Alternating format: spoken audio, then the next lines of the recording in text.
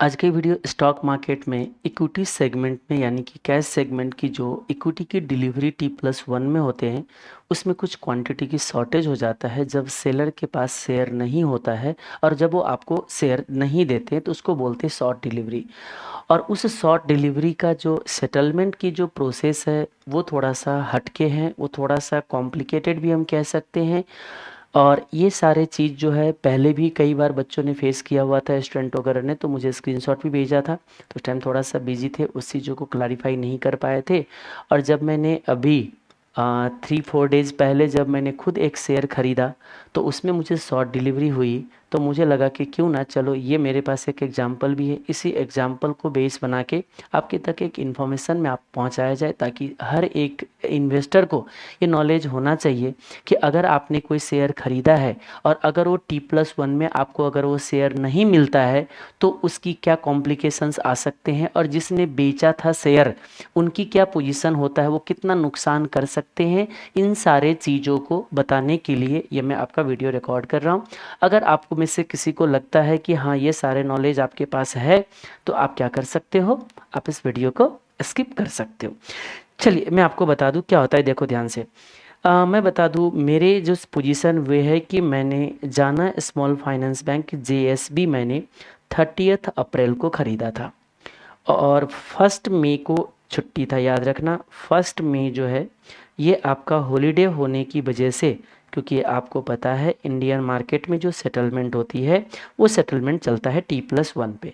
तो जब मैंने शेयर 30 अप्रैल को ख़रीदा तो मुझे शेयर की डिलीवरी 1 मई को मिल जाना चाहिए था, लेकिन 1 मई का छुट्टी था तो मुझे डिलीवरी कब मिलना चाहिए, 2 मई को। तो मैंने क्या किया, 2 मई का जब मैं अपना डीमैट अकाउंट चेक करने गया तो डीमैट अकाउंट में क्वांटिटी मुझे 0 दिख रहा है और यहाँ दिखा रहा है शॉर्ट 30, क्योंकि मैंने 30 शेयर बाई किया हुआ था तो मुझे सब मिलना चाहिए था 30 शेयर। लेकिन जिसने मुझे शेयर बेचा था ना उनके पास खुद शेयर नहीं है तो मुझे देगा कैसे, तो डिलीवरी में शॉर्टेज हो गई। तो अब ये जो डिलीवरी में शॉर्टेज है उसको कैसे सेटलमेंट किया जाता है, वो जिसने डिफ़ॉल्ट किया, मैं तो डिफ़ॉल्टर नहीं हूँ, डिफ़ॉल्टर तो सामने वाले पार्टी है। तो उस सामने वाले पार्टी का क्या क्या कॉम्प्लिकेशंस आ सकता है, कितने का नुकसान कर सकता है, एक लाइन में अगर मैं इसको समराइज करूं तो सामने वाले पार्टी मिनिमम 20% का नुकसान कर सकता है इस डिफ़ॉल्ट की वजह से, 20%। अगर मान लीजिए उन्होंने 1 लाख का शेयर बेचा है तो काउंटर पार्टी जिसने बेचा था, जिसको शेयर मुझे देना चाहिए था, जिसने मुझे शेयर नहीं दिया, उसको 20,000 का तो नुकसान कन्फर्म है, होगा ही होगा, उससे ज़्यादा कुछ भी हो सकता है। मेरा क्या होगा, क्या मुझे शेयर मिलेगा कि नहीं मिलेगा, वो सारा चीज़ मैं अभी आपको बताता हूँ। हाँ मुझे शेयर मिलेगा। अगर शेयर नहीं मिल पाया, बोलोगे कैसे मिलेगा, एक्सचेंज खरीद के मुझे देगा, एक्सचेंज की जिम्मेदारी है, वो इंतजाम करके मुझे शेयर देगा। अगर एक्सचेंज भी इंतजाम नहीं कर पाया तो मुझे 20% एक्स्ट्रा कैश मिलेगा, 20% एक्स्ट्रा कैश मिलेगा। ये सिचुएशन है। आइए थोड़ा सा मैं बैकग्राउंड में चलूँ, क्या है देखिए। ये देखोगे तो आपका 30 अप्रैल है। मैं सिंपली यहाँ से बता दूं कि ये जो सिचुएशन है आपका यहाँ से यहाँ तक की, ये जो पोजीशन है ये है एक दिन का पोजीशन है, ठीक है जी। ये आपका 30 अप्रैल की पोजीशन है, ठीक है। ये जो सिचुएशन है आपकी ये है 30 अप्रैल, जिस दिन मैंने शेयर खरीदा था। ओके, ये वो वाले दिन है। अच्छा, अब उसके अगले दिन क्या होता है, वो अगला दिन अब आपका ये बन जाएगा, ठीक है। ये सोचो, ये देखो, ये शेयर जो है एक दिन पहले 500 रुपीज़ पे ट्रेड हो रहा था, लेकिन जिस दिन मैंने शेयर बाई किया था, जिस दिन मैंने शेयर बाई किया था, NS नागेंद्र सा मेरा नाम, मैंने जब शेयर बाई किया था उस टाइम ये शेयर 600 के आसपास ट्रेड हो रहा था। मैं आपको बता दूं, इनफैक्ट मैंने अपर सर्किट पे ही बाई किया था तो 600 पे बाई किया था, ये जो है 500 पे था। अब देखो इस दिन इसका रिजल्ट आया हुआ था तो रिजल्ट के बाद ये स्टॉक अच्छा भागा था, यानी कि ये 20% प्लस से, याद रखना। कैसे, देखो 500 की शेयर अगर 600 पे जाता है तो 20% प्लस है। इसकी सर्किट जो था 20% का। अब आपको जो मार्केट को थोड़ा सा जानते होंगे वो देख भी पा रहे होंगे, ये आपका सर्किट लगा हुआ है, सर्किट के बाद कैंडल नहीं बनता है। और ये जो मैंने स्क्रीनशॉट ले रखा है 15 मिनट्स का है, तो हम सिंपली कह सकते हो 1 2 3 4 5 6 7 8 15 मिनट्स यानी कि 2 आवर मार्केट में 2 आवर तक जो है सर्किट रहा। मार्केट में ट्रेड जो है सिर्फ अपर सर्किट के प्राइस पे ट्रेड हुई। और मैंने इसलिए बाई किया क्योंकि रिजल्ट अच्छा था। रिजल्ट कैसे अच्छा था मैं बता दूं आपको, इसके जो इंटरेस्ट इनकम है कुछ 33.33% के आसपास जो है ना इंक्रीज हो रही थी। और ये शेयर जो है फरवरी में लिस्टिंग हुई थी। लिस्टिंग के बाद कुछ अच्छा परफॉर्म कर नहीं पाया था, 10-15% ही एक्स्ट्रा मूवमेंट पे थे। और रिजल्ट मुझे अच्छा देखा तो मुझे लगा कि चलो ठीक है, थोड़ा सा रिस्क ले लेते हैं, कौन सी बड़ी बात है। तो मैंने 30 शेयर खरीद लिया था। ये पूरे बैकग्राउंड है। अब मुझे शेयर मिलनी चाहिए थी अगले दिन, लेकिन शेयर नहीं मिला तो क्या होगा देखो। मुझे तो शेयर मिलेगा, ये तो क्लियर है। बायर का मुझे क्या होगा देखो, शेयर तो मिलेगा। T+1 पे तो नहीं मिला, तो मुझे T+2 पे शेयर मिल जाएगा। क्यों? क्योंकि वो एक दिन बाद मेरे बिहाफ पे मेरे को देने के लिए एक्सचेंज खरीदेगा ऑक्शन मार्केट में। याद रखना, ये कहाँ से देंगे मुझे? एक्सचेंज। एनएससी का जिम्मेदारी है कि वो शेयर का इंतजाम करे, क्योंकि काउंटर पार्टी मुझे नहीं दिया है। ठीक है, तो एक्सचेंज का जिम्मेदारी है कि वो मुझे शेयर देगा। याद रखना, एक्सचेंज बाई करेंगे। कहाँ से बाई करेंगे? उसके एक अलग विंडो होता है, ऑक्शन मार्केट। होप आपको ऑक्शन मार्केट पता होगा।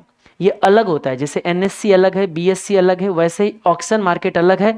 और ऑक्शन मार्केट के टाइमिंग भी आपको पता होगा। ये 2 बजे से 2:45 तक जो होते हैं ना, ये आपका मार्केट यानी कि 45 मिनट्स किसकी टाइमिंग है। इसके लिए कोई बोलेंगे क्या मैं पार्टिसिपेट कर सकता हूँ? हाँ, आप ऑक्शन मार्केट में सिर्फ बेच सकते हो, आप खरीद नहीं सकते, क्योंकि खरीदने वाले सिर्फ एक्सचेंज हो सकते हैं। ऑक्शन मार्केट में आप बेचना चाहो बेच सकते हो। आप अगर जीरोधा पे जाओगे ना, तो बिडिंग के ऑप्शन में आपको यहाँ पे दिखता है, ये देखो। जब आप जाओगे जीरोधा, अगर आप ओपन करते हो, बाकी प्रोवाइड करता कि नहीं पता नहीं मालूम मुझे। जब यहाँ पे आप बिड पे जाओगे ना, क्लिक करोगे, तो यहाँ पे आपको एक ऑप्शन आएगा।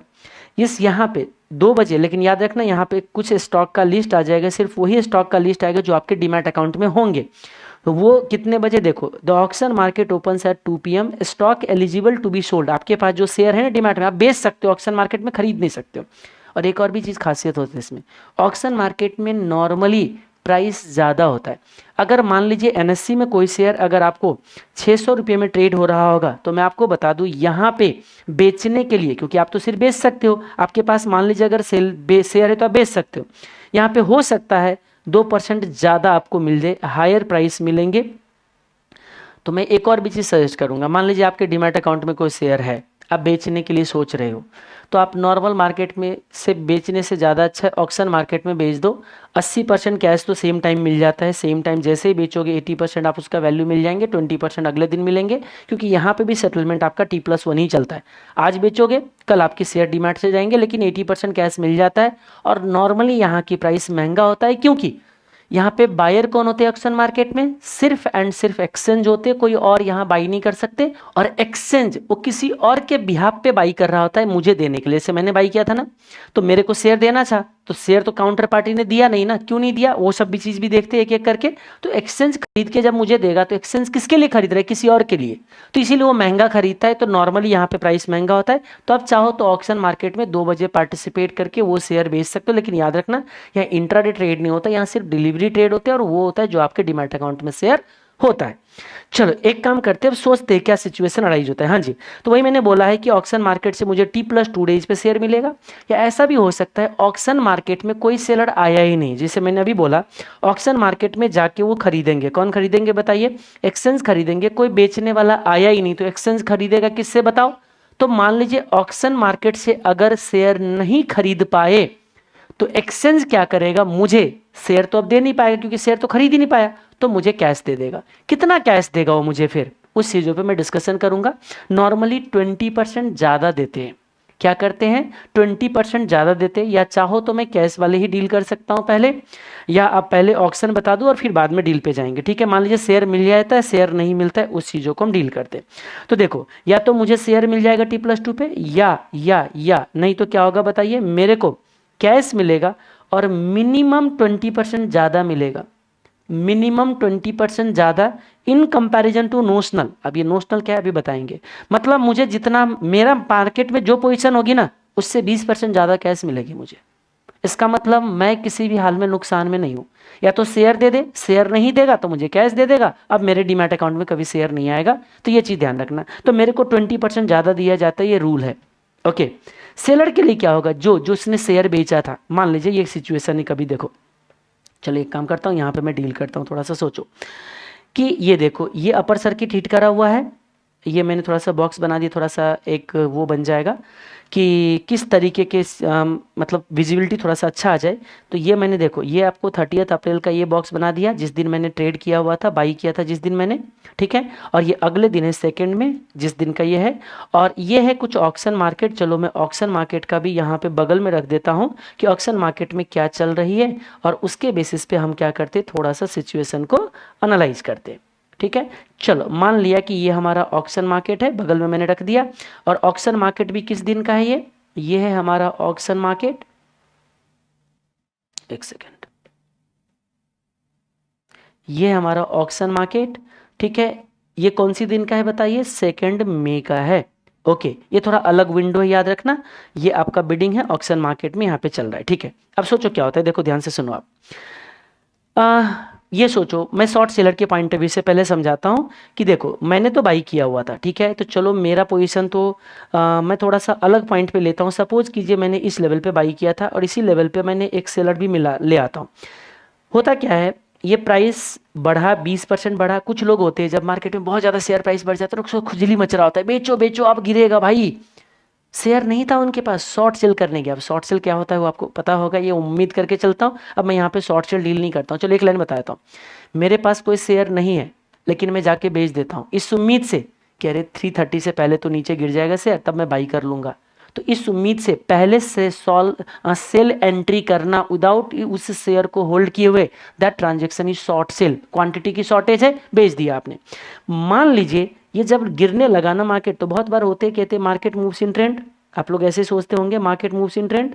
तो कुछ लोगों को लगा अच्छा अब मार्केट तो ट्रेंड में जाएगी और गिरेगी, इस उम्मीद से एक आया कोई पर्सन और इस लेवल पे किसी ने बेच दिया, ठीक है। बेच दिया, मिस्टर एस है एक, मिस्टर एस ने सेल किया, ठीक है जी। मिस्टर एस ने सेल कर दिया। सपोज कीजिए सेल कितने देर का बनता है, मान लीजिए कोई प्राइस, ये तो 600 का प्राइस है, ये प्राइस आपका 600 है। तो मान लीजिए सपोज करो कि 2 4 5%, 5 6 5 30 बनता है। चलो मान लीजिए 570 रुपये के प्राइस पे मिस्टर एस ने बेच दिया। चलो मेरा भी बाइंग प्राइस 570 ही रख लो, कोई बात नहीं, मेरा भी बाइंग प्राइस इतना ही रख लो। वैसे मैंने बाई किया हुआ था थोड़ा ऊपर, जानबूझ के मैं थोड़ा सा अलग प्राइस ले रहा हूँ ताकि ये उम्मीद सोच रहा होगा कि मार्केट नीचे गिरेगा, सोच के उसने बेचा। लेकिन हुआ क्या, मार्केट तो नीचे नहीं आया लेकिन ऊपर जाके अपर सर्किट हिट हो गए। और आपको पता है अब ये सेलर जब अपर सर्किट हिट हो गए तो अपर सर्किट का मार्केट में कंडीशन क्या होता है ये भी पता होगा आपको। कैसा बनता है विंडो बता सकते हो कि मुझे अपर सर्किट का, जब अपर सर्किट पे हिट होता है तो बाई सेल का जो विंडो होता है इस तरीके से होता है। ये मान लीजिए बायर की विंडो है, इधर आपको sell order book. Order book कैसा होता है बताइए, यहाँ पे क्वांटिटी होते हैं, नंबर ऑफ ऑर्डर, प्राइस। मान लीजिए ये अपर सर्किट इसका 600 का है, वैसे 600.35 था, 600 मान के चलो आप, ठीक है। क्वांटिटी कितना होता है, लाखों में क्वांटिटी होती है। मान लीजिए 20 लाख क्वांटिटी के बायर है, सिर्फ बायर ही बायर होते हैं उसमें, सब लोगों को लगता है कि टूट पड़ते बाई करने के लिए। ऑर्डर, नंबर ऑफ ऑर्डर मान लीजिए 5000 ऑर्डर पड़ा हुआ है। ओके जी, 5000 ऑर्डर 20 लाख क्वांटिटी के लिए 600 के प्राइस पे। और भी होंगे, अलग अलग प्राइस भी होगा, कुछ 595 पे भी होंगे, कुछ चलो 599 पे भी होंगे, कुछ 598 पे होंगे, मुझे कोई फ़र्क नहीं पड़ता है। यहाँ तो नहीं होंगे, 597, 595, बहुत सारे हैं, 5 तो दिखता ही ना आपको। आपको पता होगा सेलर साइड में क्या होता है, जीरो क्वांटिटी होता है, कोई नहीं होता है सेलर साइड, क्योंकि यहाँ पे जो भी आएगा सेल करने उसको इसी प्राइस पे बेचना पड़ेगा। तो उस प्राइस पे बेचेगा तो बायर तो पहले से बैठा हुआ है, तो और नंबर में कभी लगेगा ही नहीं, ये तो पेंडिंग ऑर्डर बुक है, आता ही नहीं, तो ये दिखता है आपको। तो ये चीज़ ध्यान रखना। अब क्या होता है, ये शेयर जब अपर सर्किट हिट कर गया, अब ये सेलर तो सोच रहा है कि गिरेगा गिरेगा गिरेगा, नहीं गिरा। अब मार्केट बंद होने वाला है अब बस, क्योंकि आपको पता है ये 2 घंटे का मार्केट है। मान लीजिए 1 घंटे तक इंतजार करता रहा ये कि अरे अब गिरेगा तब गिरेगा, और मार्केट गिरा नहीं। क्या हुआ, 1 घंटे बीत गए, मार्केट नहीं गिरा। अब बेचारे ये क्या कह रहा है, मिस्टर एस भाई अब तो मुझे बाई करना पड़ेगा क्योंकि एग्जिट करना है। ये एग्जिट करने के लिए क्या करने जाता है बताइए। देखो मैंने बाई कर लिया, मुझे तो कोई दिक्कत ही नहीं क्योंकि मुझे तो शेयर चाहिए, मुझे T+1 पे चाहिए। इसको दिक्कत है अब क्योंकि इसके पास शेयर था नहीं, ये एग्जिट करने के लिए बाई ऑर्डर प्लेस करेगा। बाई ऑर्डर प्लेस करेगा, कहाँ जाएगा बताइए, इसी विंडो में प्लेस करेगा ना अपना ऑर्डर। हाँ जी, अब मुझे बताइए ये गया 5001 नंबर पे, 5000 ऑर्डर पहले से था, एक ऑर्डर इसने और डाल दिया। भाई पहले ये 20 लाख क्वांटिटी के बायर को जब शेयर मिल जाएगा ना तब आपकी नंबर आएंगे, और ना 20 लाख सेलर कोई आएगा इस तरफ से, ना ये क्वांटिटी बिकती खरीदा जाता है, और आप नंबर में ही लगे रह जाते हो, और आपकी ऑर्डर एग्जीक्यूट नहीं होता है, और आपकी ऑर्डर शॉर्ट पोजीशन कैरी हो जाता है। ये जो हो डिफॉल्ट होना अब आपका कंफर्म हो गया। क्या हुआ, ध्यान से सुनना। ये मिस्टर एस के पास शेयर था भी नहीं, और ये एग्जिट भी नहीं कर पाया। क्यों नहीं एग्जिट कर पाया बताइए? क्योंकि मार्केट में उसका नंबर आया ही नहीं। अब क्या होगा बताओ? अगले दिन मुझे शेयर चाहिए। शेयर देने वाले कौन था? Mister S. मिस्टर एस के डीमैट अकाउंट में तो शेयर ही नहीं है। अब क्या होगा सोच के बताइए मुझे। अब क्या होगा कि अगले दिन अब शेयर कौन खरीदा आपके बिहाफ पे? आपके पास तो अब राइट है ही नहीं बेच खरीदने का। अब आपके बिहाफ पे, मिस्टर एस के बिहाफ पे एनएससी शेयर खरीदेगा। कहां से खरीदेगा बताइए? ऑक्शन मार्केट से खरीदेगा। अब एनएससी गया यहां पे बाई करने। किसके लिए बाई करने गया बताइए? इस मिस्टर एस के लिए बाई करने गया। वो बाई करके इनको शेयर देंगे, यानी कि मुझे शेयर देंगे। मुझे शेयर इस दिन मिल जाना चाहिए था, मुझे शेयर नहीं मिला, और शेयर नहीं मिला इसीलिए मुझे क्या दिखाने लग गया बताइए? मुझे यहाँ पे दिखाने लग गया कि अच्छा शॉर्टेज हो गई, कोई बात नहीं, एक दिन और इंतजार करो, एनएससी मुझे दे देंगे। एनएससी गया अगले दिन 2 मई को, जिस दिन मार्केट में, अब देखो एनएससी में भी शेयर ट्रेड हो रहा है, ऑक्शन मार्केट में भी ट्रेड हो रहा है। अब ऑक्शन मार्केट कितने बजे आएंगी बताइए? 2 बजे। 2 बजे से पहले यहां देखो 2 बजे में मार्केट कहां पहुंच चुका है बताइए? 2 बजे में एनएससी में ऑलरेडी प्राइस इस लेवल पे जा चुका है। मान लीजिए इस लेवल पे ट्रेड हो रहा है। ये देखो ये जो लाइन है ये कहां तक गया हुआ है? ये देखो 662 रुपए के आसपास ऑलरेडी चल रहा है। तो क्या मैं बोलूं भाई मार्केट में तो प्राइस ऑलरेडी 600, चलो 60 कर देता हूँ, 10% ऊपर कर दे रहा हूँ, ठीक है। 600 का शेयर 660 पे है, तो ये 660 का मार्केट में प्राइस चल रहा है, जो कि 10% ऑलरेडी ऊपर चल रहा है। ध्यान से सुनना। तो आपको क्या लगता है ऑक्शन मार्केट में एनएससी बायर है तो कोई तो सेलर आएगा, जिसके पास सेलर होगा वो शेयर आएगा। आपको लगता है कि ये सेलर कितने में बेचेगा बताइए? कितने में शेयर बेचेगा? भाई जब उसको 660 जब मार्केट में ही मिल रहा है एनएससी में, तो उससे ज्यादा पे ही बेचना चाहेगा, और हो सकता है बेचने वाले आए ही ना। मान लीजिए बेचने वाले आता है, मैं आपको बता दूं इस दिन जो एनएससी बाई प्राइस डिसाइड करते हैं ना, उसका एक लिमिट लगा रखा है। ऑक्शन मार्केट में हमेशा इस दिन की जो क्लोजिंग प्राइस थी, क्योंकि ये फर्स्ट सेकंड में है, उससे एक दिन पहले की जो क्लोजिंग प्राइस थी, जो कि प्राइस कितने का था बताइए? 600 का। तो आपको बता दूं ये जो आपका 600 का जो प्राइस है ना, इससे 20% ऊपर और 20% का प्राइस नीचे यहाँ बिड किया जा सकता है। यानी कि सेलर के पास चॉइस है वो कितने में बेचना चाहेगा। ध्यान से रखना, उनके पास, सेलर के पास चॉइस ये है कि वो 20% ऊपर, कहां से? एक दिन पहले जो मार्केट क्लोज हुई है। इसका मतलब मार्केट में जो सेलर के पास चॉइस है अब 720 में बेच सकता है मैक्सिमम। ध्यान से रखना, मैक्सिमम कितने में बेचेगा बताइए? मैक्सिमम प्राइस कोट कर सकता है 720, और मिनिमम प्राइस कितना कोट कर सकता है बताइए? 600 में अगर मैं 20% नीचे कर दूं तो 120 रुपीज नीचे आ जाएगा। तो ये जो प्राइस जाएंगे 480 रुपये का। ध्यान से सुनिएगा, मैथमेटिकल कैलकुलेशन है, थोड़ा तसल्ली से, स्पीड आराम से मेंटेन करके, क्योंकि देखो ये तो शेयर था एक दिन पहले कि जिस दिन सर्किट लगी, जिस दिन एग्जिट नहीं कर पाए। अब अगले दिन मार्केट में तो 2 कंडीशन हो सकती है ना, या तो ये शेयर नीचे भी तो गिर सकता था, ऊपर ही जाएगा, ये कोई जरूरी थोड़ा ना है, दोनों में से कुछ भी हो सकता है ना अगले दिन। अब मान लीजिए नीचे मैक्सिमम कितना जा सकता है? जब 20% का सर्किट है तो मिनिमम तो इतने पे ही जाएगा ना, 480 पे। और याद रखना ऐसा नहीं है, ये जाना स्मॉल फाइनेंस बैंक का सर्किट है ना 20% का। अगर इस शेयर का सर्किट 10% भी रहता तब भी ऑक्शन मार्केट की लिमिट 20% ही चलता। याद रखना, ऑक्शन मार्केट की जो लिमिट है 20% ऊपर या 20% नीचे, इस बीच में कहीं पे भी शेयर मिल सकता है। समझ में, याद रखना आप। इसका मतलब 480, ऑक्शन मार्केट की लिमिट हमेशा 20% है, चाहे सर्किट का रेट कितना भी हो। चलो कोइंसिडेंसली इस जाना स्मॉल फाइनेंस बैंक का सर्किट भी 20% का है, तो हम सिंपली कह सकते हैं कि ये ऊपर कितना तक जा सकता था बताइए? 720 तक मार्केट में भी जा सकते हैं, और 480 तक भी आ सकता था। आपको मैं बता दूं, अगर ये मार्केट अगले दिन गिर चुका होता तो आपको कहीं ना कहीं ऑक्शन मार्केट में भी सेलर गिरे हुए प्राइस पे ही आते। याद रखना। अब क्या होता है, सपोज करो एक नोशनल कंडीशन लेते, फेवरेबल कंडीशन लेते इस मिस्टर एस के लिए। इसके लिए फेवरेबल क्या होगा भाई? इसने बेचा था यहाँ पे, मार्केट गिर जाए तो इसके लिए फेवरेबल। चलो मिस्टर एस के लिए फेवरेबल कंडीशन ले लेते कि मार्केट अगले दिन गिर जाता, 20% नीचे गिर जाता, 480 पे चला आता, 600 -20%, हाँ जी 480 पे आ जाता, तो क्या होता? मिस्टर एस को तो खुश होना चाहिए, मजा आ गया उनको, तो अगले दिन ही सही गिर गया, कुछ नहीं होने वाला है, 1 रुपया नहीं मिलेगा, इसको याद रखिएगा आप। कैसे नहीं मिलेगा देखना ध्यान से। 480 पे, तो अब आपको पता है ऑक्शन मार्केट में जो सेलर आता है ना उसका भाव थोड़ा ज़्यादा ही होता है, वो थोड़ा महंगा ही रख लेगा। चलिए मान लीजिए इसने बोला कि अरे भाई मैं तो 500 में बेचूंगा, ठीक है, तो यहाँ पे सपोज कीजिए जब ये प्राइस था तो ऑक्शन मार्केट की प्राइस 500 था सपोज करो, ठीक है। ये एनएससी में 480 तो ऑक्शन मार्केट में 500। अब क्या होता है ध्यान से सुनना आप, तो एनएससी ने कितने में खरीद लिया, एनएससी में शेयर खरीद लिया, मुझे शेयर दे दिया, मैंने बायर था, बायर तो मैं था ना, तो मुझे शेयर दे देता है एनएससी वाले।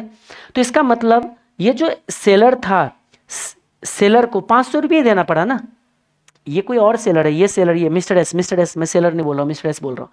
ये जो 500 रुपये में एनएससी ने जो शेयर खरीदा है वो मुझे देने के लिए ना, क्यों खरीदा है बताइए, ये मैं जो खरीदा था मुझे ही तो डिलीवरी देगा वो शेयर, एनएससी बाई करके मुझे डिलीवरी देगा T+2 पे, T+1 पे नहीं, अब T+2 पे मुझे डिलीवरी दे देगा। लेकिन शेयर कितने में खरीदा बताइए, इतने में, तो एनएससी ने अपने जेब से पैसे लगा के खरीदेगा या मिस्टर एस के बिहाफ पे ही खरीदेगा, मिस्टर एस के बिहाफ पे खरीदेगा। आप बोलोगे अच्छा मिस्टर एस के बिहाफ पे खरीद के मुझे दे दिया तो मुझे तो शेयर मिल गए, मेरे तो अब कोई मतलब ही नहीं है, जितना मेरे को खरीदना था उतने पैसे दे दूंगा, मेरे को शेयर मिल गया। ओके, तो अब आप क्या बोलोगे, मजा आ गया ना मिस्टर एस को, क्यों, मिस्टर एस ने बेचा कितने में था बताइए, 570 में बेचा था ना मिस्टर एस ने, तो 570 में बेचा था और 500 में खरीदा गया है एनएससी के थ्रू, तो मिस्टर एस को कितना देना पड़ेगा, 500 पे करना पड़ेगा। हाँ, तो कितने का फायदा हो गया बताइए, 70 रुपये, बोलोगे हाँ। एनएससी कहता है देख भाई ये 70 रुपये पे तुम्हारा हक नहीं है, ये डोनेट कर दो। बोलोगे सर ये क्या बोल रहे हो, हाँ जी हाँ डोनेट कर दो, बोलोगे डोनेट कर दो, हाँ जी आपको नहीं मिलते हैं, ये मिस्टर एस को नहीं मिलता है। इसका मतलब ध्यान से समझना आप, अगर कोई स्टॉक अपर सर्किट को टच कर रहा है तो ये मिस्टर एस अगर अपने पोजीशन को ओपन रखता है, उम्मीद लगा के बैठे कि गिरेगा, तो बेवकूफ़ी कर रहा है वो, क्योंकि अगले दिन अगर उसके फेवर में मार्केट चला भी गया अगर, तो उनको कुछ नहीं मिलेगा। ये जो 70 रुपीज़ का जो फायदा हुआ था ना, ये डोनेट कर देगा एनएससी। बोलोगे कैसे डोनेट करेगा, इन्वेस्टर प्रोटेक्शन फंड होते हैं ये, इन्वेस्टर प्रोटेक्शन फंड एक अकाउंट क्रिएट किया गया है जिसमें एक तरीके से डोनेशन का फंड है, चंदा है, जो लोगों को वेलफेयर के लिए यूज किया जाएगा, चैरिटी, लोगों के हक हित के लिए, यानी कि जैसे होते हैं ना बहुत बार डोनेशन मिलते तो क्या करते हैं हम, किसी के भले काम के लिए, अच्छे काम के लिए यूज करते, तो वो कहते ये जो है ना अच्छे काम में यूज हो जाएगा, मतलब आपको नहीं मिलेगा भाई। भाई ये तो बड़ी मुश्किल है। हाँ जी, लेकिन अब याद रखना दूसरा कंडीशन, यानी कि फेवरेबल कंडीशन में तो आपको जेब में तो कुछ नहीं मिला, यही चीज मैंने स्टार्टिंग में समराइज कर दिया था कि देखो अगर ऑक्शन मार्केट में शेयर मिल गया, शॉर्ट सेलर मिस्टर एस थे ना, मिस्टर एस को शेयर खरीदना था लेकिन अब वो तो एग्जिट नहीं हुआ तो मार्केट ने खरीदा, ऑक्शन में शेयर मिल गया, एक्सचेंज को एनएससी को शेयर मिल गया, कोई पार्टी आया था बेचने वाले।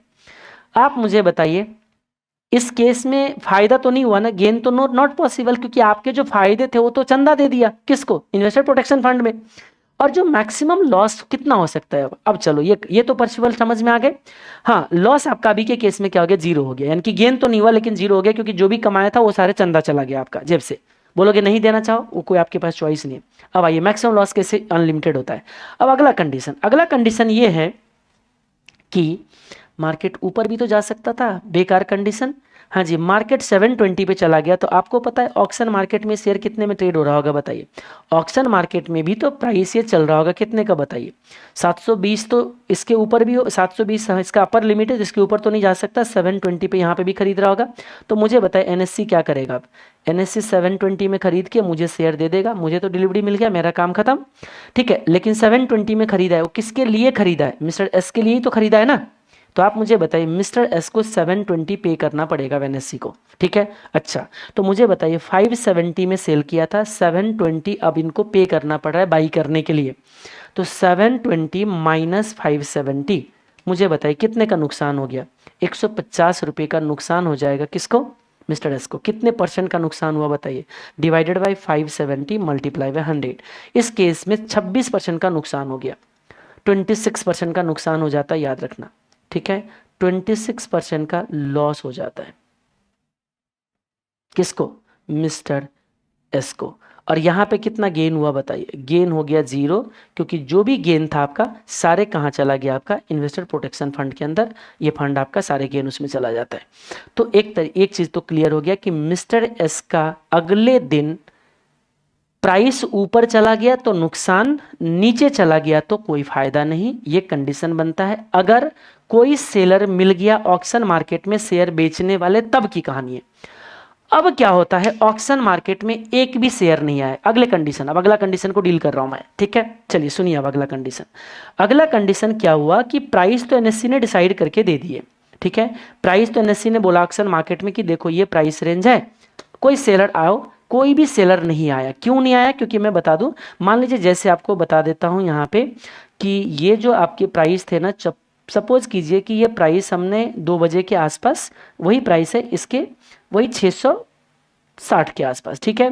660 पे चल रहा था, सारे सेलर भाव खा रहे थे। ये सेलर जिसके पास भी शेयर था ना, जिसके डीमैट अकाउंट में शेयर थे, वो सारे दूसरे सेलर से भाव खा रहे थे, अरे ये शेयर तभी और ऊपर जाएगा, कौन बेचने आता है, एक भी नहीं आया, नो सेलर। अब मुझे बताइए ऑक्शन मार्केट में कोई सेलर अगर नहीं आया तो अब एनएससी किससे खरीदेगा, चांद पे जाके शेयर खरीदेगा क्या, एनएससी को तो शेयर खरीद ही नहीं पाएगा, तो मुझे शेयर देगा कैसे। कहते कोई बात नहीं, चलो एक काम करते हैं, अब ये 2 बजे से 2:30 2:45 तक इंतजार किया, कोई तो आएगा, 45 तक इंतजार किया, 2:45 तक इंतजार किया, कोई सेलर नहीं आया मार्केट में। अब एनएससी कहता है चलो एक काम करते हैं, अब इंतजार करते हैं इस दिन का कि मार्केट कितने पे क्लोज होता है। मान लीजिए मार्केट क्लोज हो जाता है इसी लेवल पे, 700 के आसपास मार्केट में क्लोज हो गया। ध्यान से रखना, आप मार्केट में इंतजार किया 2 मई को, अब 2 मई का क्लोजिंग का इंतजार करेगा। अब क्यों, क्योंकि मार्केट में तो कोई आया ही नहीं सेलर, तो मार्केट क्लोज होने का इंतजार करेगा। मान लीजिए ये 330 पे ये मार्केट में क्लोजिंग प्राइस डिक्लेयर कर लिया गया, ठीक है।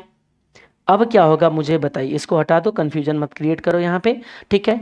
अब क्या होगा देखो, एनएससी जो है अब मुझे कैश देगा, क्योंकि ये तो शेयर तो दे नहीं पाएगा क्योंकि कोई मिला नहीं, तो अब एनएससी मुझे कैश देगा। कितना कैश देगा पता है आपको, पिछले दिन की क्लोजिंग 700 प्लस 20% ऐड करके, सीधा बिना कुछ दिमाग लगाए हुए, तो 700 प्लस 20% 840 रुपीज मुझे पे कर देगा। देखो मेरे लिए क्या हुआ, सोच के देखो आप, मेरे को क्या फायदा होता है। मैंने शेयर कितने में खरीदा था बताइए, ये वाले प्राइस ना, प्राइस तो हमने सेम रखा था ना, 570 पे खरीदा था, 570 पे मैंने खरीदा था, मेरे को कितना मिला बताइए, 840, 840 माइनस 570, ठीक है। मुझे 270 रुपये मिल जाएगा, कितने पे, 570 पे, डिवाइडेड बाई 570 मल्टीप्लाई बाई 100, मुझे तो 47% की फ़ायदा हो गए, 47% का प्रॉफिट हो गया मुझे। मैं तो खैर कभी दुखी होऊंगा नहीं, मुझे तो कोई फर्क नहीं पड़ता, मैं तो 47% कमा के बैठा हूं भाई, ठीक है। अच्छा क्यों, क्योंकि 570 के शेयर के लिए मैंने 840 रुपये रिसीव कर लिया एनएससी से, शेयर नहीं मिला तो क्या फर्क पड़ता है। इसके लिए सोचना अब मिस्टर एस के लिए, अब मिस्टर एस को कितना नुकसान हुआ, 46% का नुकसान हो गए। अरे बाबा, इसका मतलब मैंने क्या बोला, देखो जितना नुकसान होना चाहिए था, मिस्टर एस को कायदे से नुकसान होना चाहिए था सिर्फ इतने रुपए का, उससे 20% ज्यादा नुकसान हो गया, 20% ज्यादा नुकसान हो गया। यही चीज मैंने लिखा था कि अगर शेयर नहीं मिला, अगर ऑक्शन में शेयर नहीं मिला एक्सचेंज को, एनएससी को, तो मिनिमम लॉस आपको 20% हायर देन नोशनल। मैं नोशनल अब किसको बोल रहा हूं समझ में आ रहा है ना।